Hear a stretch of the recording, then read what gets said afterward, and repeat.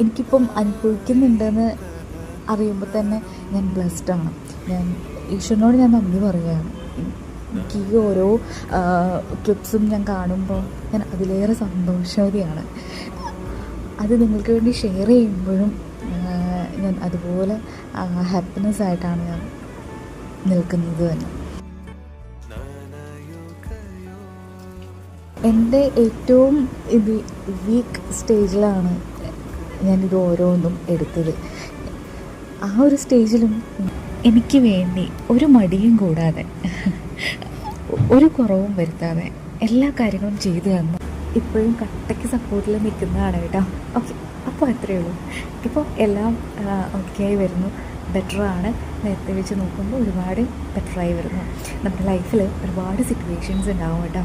അതിനൊക്കെ ഫേസ് ചെയ്ത് മുന്നോട്ട് തന്നെ പോവാം, എല്ലാം ശരിയാവും. Okay, by.